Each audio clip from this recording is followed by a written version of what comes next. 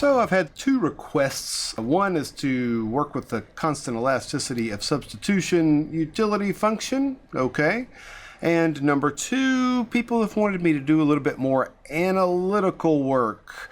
Analytical meaning the solutions aren't going to be numbers, they're going to be equations.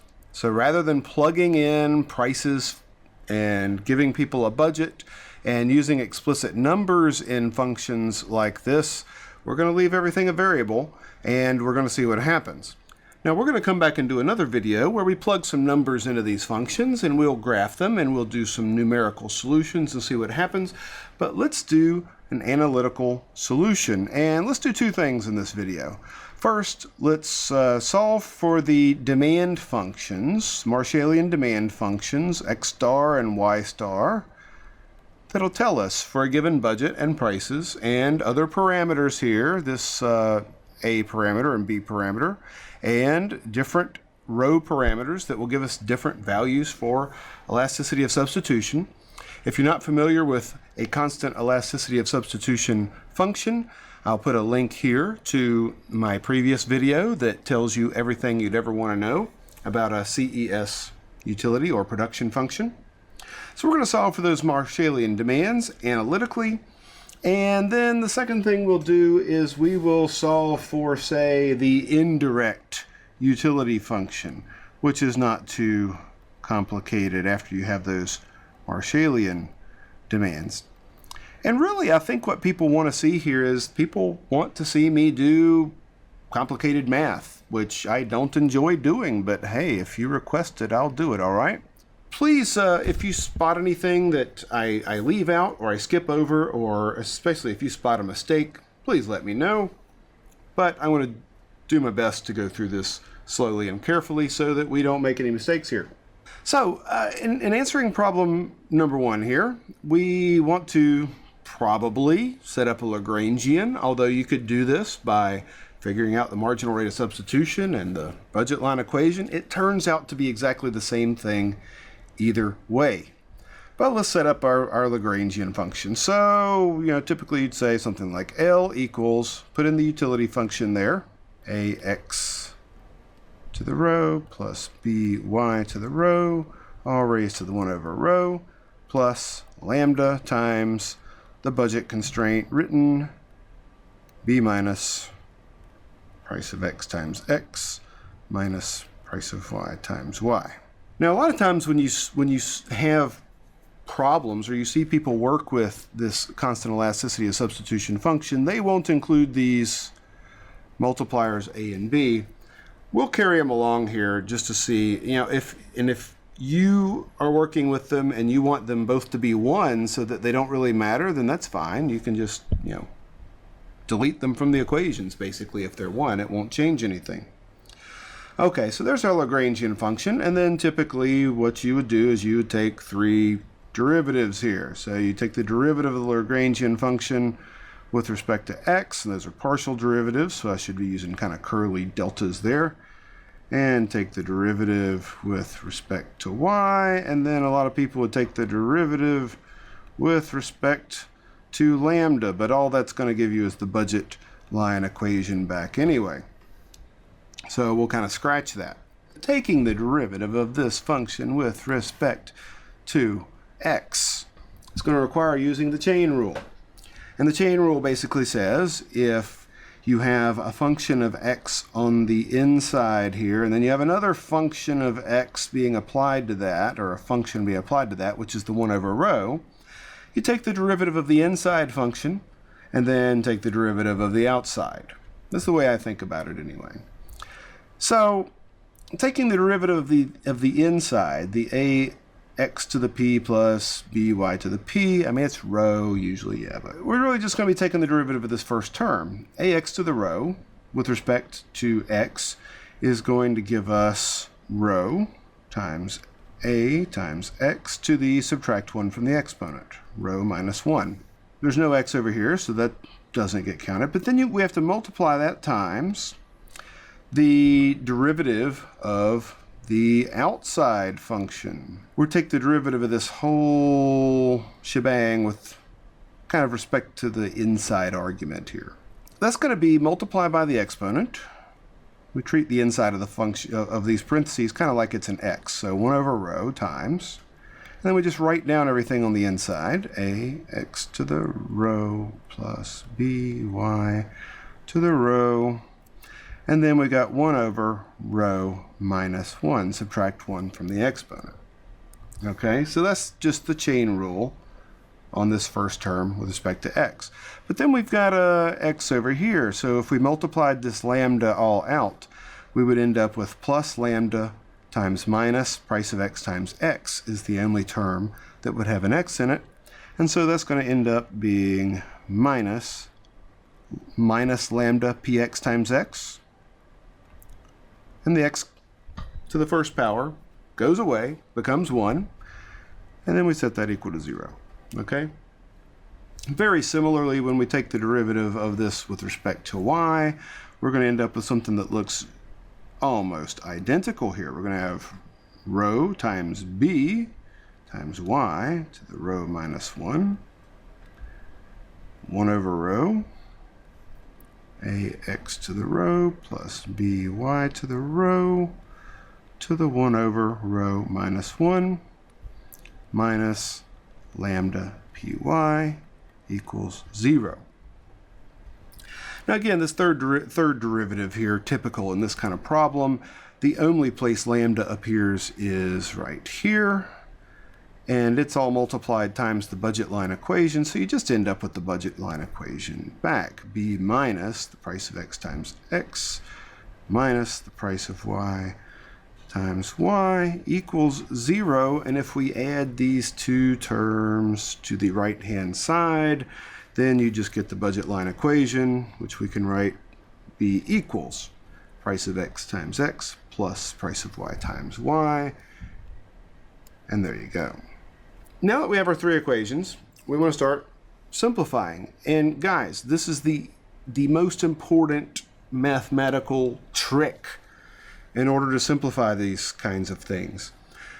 The mathematical trick is whenever you're solving functions, you can either do it the hard way or the easy way. And this kind of Lagrangian problem, usually the easy way is going to involve taking these first two equations and just dividing one by the other. Before we divide one by the other, let's add lambda px to both sides, and we're going to end up with this equals lambda px, right? And then equals lambda py, not equal 0 anymore, but we're just adding them to both sides. Now we can divide these first two equations by each other. And that's going to make our life so simple in several ways. First thing, the lambda is going to cancel. Second thing, we're going to end up with the price of x over the price of y on the right-hand side, which is just the slope of a budget line, okay? So that's going to be on the right-hand side, price of x over the price of y. And then in the middle here, we're going to have some things that just cancel. Do you see the big things that are going to cancel here? Yes, you do. You see that this entire thing, 1 over rho ax to the rho, by to the rho, 1 over rho minus 1, all of that just nicely goes away and we don't have to deal with it. And so we're going to end up with rho ax to the rho minus 1 divided by rho by to the rho minus 1 equals the price of x over the price of y. Wasn't that very nice and simple? And this is the same thing you would get if you did the other way that you can logically approach solving this kind of problem. This first term here is just the marginal rate of substitution of x for y, and that's the slope of an indifference curve, and then this is the slope of a budget line. So it's the same thing you get if you set the slope of an indifference curve equal to the slope of a budget line. Now comes the slightly more complicated part. We have to take the two yellow boxes here, and we have to solve it for either y or we have to solve it for x, and then we have to plug that back into the budget line equation down here so that we can involve that into our solution. So let's do that. I guess the first thing let's do before we do anything else is let's also notice that those rows are going to cancel, right? So we want to make our life as simple as possible, and that's as simple as it can get. So let's suppose we wanted to solve these for y, and then we're going to plug the resulting equation into here for y. So what I would do is I would multiply both sides of this equation by b y to the rho minus 1. So we're going to have on the left-hand side, we're just going to have ax to the rho minus 1 equals price of x over the price of y times b times y to the rho minus 1. All right, now we can solve this for either x or y. For whatever reason, I just kind of got it in my head that I was going to solve this for y. It really doesn't matter, and you know we should probably just solve this for x. I'm going to solve it for y anyway. That's just kind of the routine when I do these things, even though it makes no sense. I know. So anyway, I'm going to solve this thing for y. So what I'm going to do is I'm going to divide both sides by this, the price of x over the price of y times b, and that's going to give us y to the rho minus 1 equals ax to the rho minus 1 divided by, and we're going to have a b on the bottom here. And then when we kind of invert and multiply here, we're going to end up with a py on the top and a px on the bottom with all that stuff multiplied. And then all we have to do now is we have to get rid of that exponent there, y to the rho minus 1. We want to get rid of that exponent, so we have to raise both sides of this equation to the 1 over rho minus 1 power. 1 over rho minus 1 power. And so that's going to give us y equals. Now what's going to happen here is we have one variable here, the x, that is to the rho minus 1 power also, and so when we raise that to the 1 over rho minus 1, that's just going to give us x. But then everything else in this equation is to the first power before we raise it to the 1 over rho minus 1. So we're going to have everything else in the equation raised to the 1 over rho minus 1 power. So now what we're going to do is we're going to take this, which we know is a representation for y, and we're going to plug it in over here into the budget line for y, and let's see what happens. Okay, here goes with the budget constraint. So we have b equals, again, you know, many people use y or I for income for this, but it's all okay. So b equals the price of x times x plus the price of y times, and now this is where we plug in this equation over here for y. Let me just see if I can paste it. Yes. Okay, and it didn't paste part of it though, so let's... All right. So price of y times x times a over b, price of y over price of x, 1 to the rho minus 1. And then that's it. So now we have to figure out how can we simplify this down, because now we have an equation that only includes x and does not include y, and so we want to somehow get these x's separated, and then we will have our Marshallian demand function for x, or x star. So in a situation like this, the best approach is generally to try to isolate this x, and then everything else will follow from that. And the way to isolate the x here is we have b on the left side. We have x, well, and then we have x times price of x. So we're going to have a parentheses here, times the price of x plus, right? So when we multiply that back through, we'd have the price of x times x plus, and then we write down everything that we have over here that we would multiply x times. And again, it's not too hard since x is just to the first power here. So x times, we have the price of y times everything else there, a over b times the price of y over the price of x to the 1 over rho minus 1 power. And then to solve for x, we're just going to divide both sides by this whole term in the parentheses over here. We're going to end up with x star equals the budget, all divided by this stuff over here, the price of x plus the price of y times. So just write all this down. So we could leave it like this, although you're probably going to want to clean this up a little tiny bit. Now, something I see that we can clean up here is we have a price of y here, and we also have a price of y here. So we might clean that up a little bit. Another thing that we could try to do is isolate the price of x here and have the price of x times some kind of big multiplier in parentheses, kind of like we did. Same kind of technique over here if we wanted to. So let's work on this part over here. So what we have is price of y times the stuff in the parentheses, but we don't want to have a duplicate of price of the y. So let's simplify this.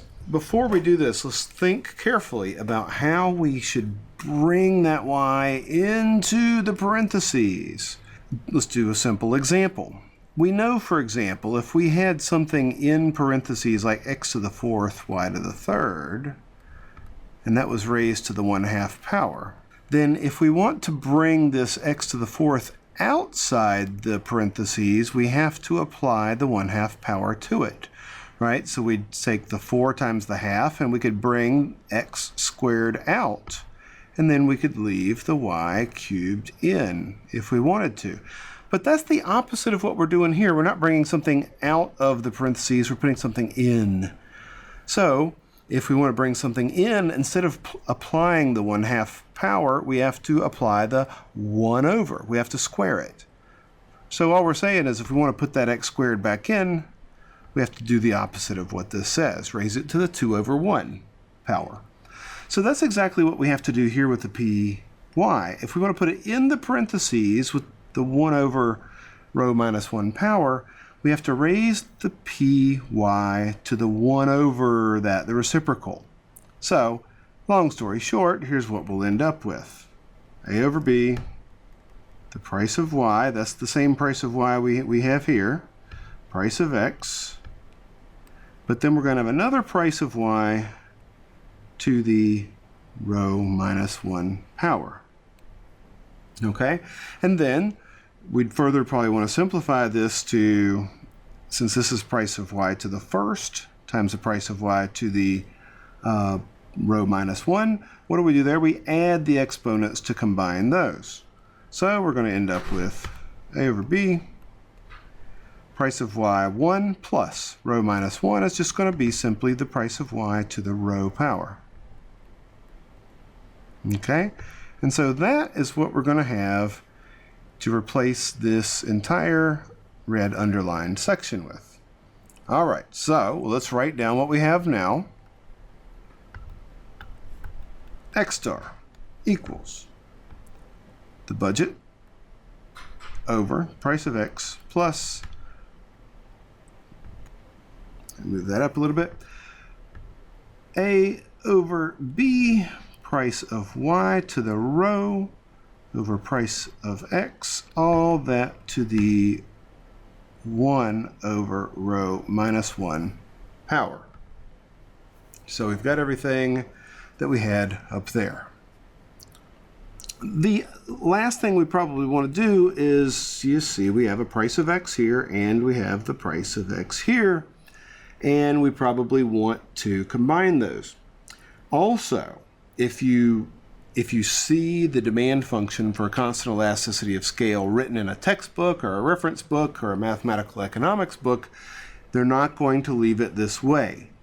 Let's write it in the form that you're going to see it in reference books. Although most of the time they won't have these a over b multipliers, they'll be doing something a little simpler.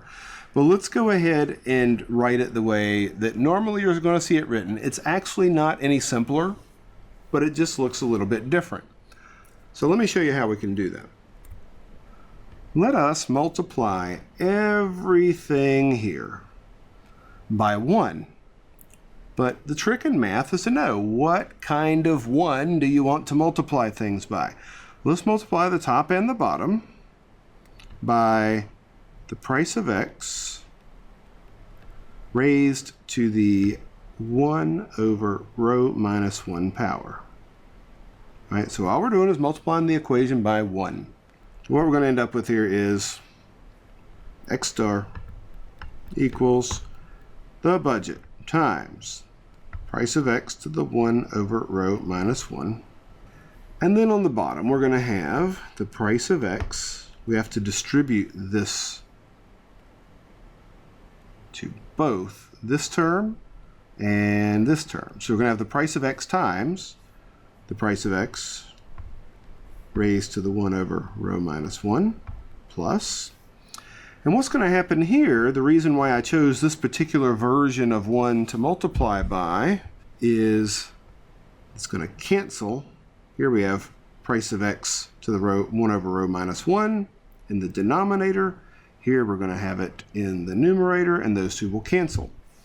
So what we'll end up with on this side is a over b, price of y, to the rho to the 1 over rho minus 1. Let's do one more round of simplifying here and get beta times price of x, 1 over rho minus 1 in the numerator. And on the denominator, we have the price of x times price of x to the 1 over rho minus 1. And again, the trick to thinking about this thing right here is that this is equivalent to the price of x to the first power. But what first power? Well, we could write it this way. And then what we want to do is add those two exponents. 1, written in a creative way, plus the exponent 1 over 1 minus 1. Or 1 over rho minus 1. And then that way we can just add the numerators. Rho minus 1 plus 1 equals rho. So what that's going to leave us with over here is just the price of x to the rho over rho minus 1 plus, and then we've got this a over b to the 1 over rho minus 1. Just getting us closer to a way that you might see this written in a textbook. And then let's take care of this rho to the y and actually raise, sorry, not rho to the y, py, raised to the rho. Let's raise that to the 1 over rho power, and we're going to end up with price of y to the rho over rho minus 1 power. Last step. Hey, you wanted to grind through this stuff, not me. I hate this. In many textbooks, a common one I'm thinking of here is Variance microeconomic analysis, but there are others that do the same kind of little trick. They'll say, okay, let R equal rho over rho minus 1. And then they'll just write this same thing this way. X star equals B times the price of x times and price of x raised to the r minus 1. And then in the denominator, we'll have the price of x. See this exponent here? They'll just call it r plus price of y, also raised to the r. And then in our case, Varian doesn't hold on to these multipliers. He does the simpler version, 1 over rho minus 1. Although we could write this in terms of r. Basically, what they're doing here is they're taking this 1 over rho minus 1, and how you convert 1 over rho minus 1 into this r kind of terminology is this just r minus 1. I'll leave that as an exercise. So we could do the same thing here, and instead of 1 over rho minus 1, we could just call that raised to the r minus 1. Okay? Whew! And I'm glad this was easy because a lot of things canceled. Again, we just spent a lot of extra time simplifying this that we didn't necessarily have to, but if I didn't, you'd be asking me, why does mine look different? All right, I'll also leave it as an exercise for you to show that if we did the same thing for y, that's going to be very, very symmetrical, look very, very similar to what we have here, except it's going to be the budget times, instead of the price of x in the numerator, be the price of y raised to this r minus 1, and then in the denominator, price of y to the r plus the price of x to the r multiplied times this optional parameter that most people don't bother to put in there. So that's long enough for this video. In the next part, we'll have a brief video where we take these same results for these Marshallian demands and we'll plug them into the utility function and simplify it in order to get the indirect utility functions. Join us for that. See you next time.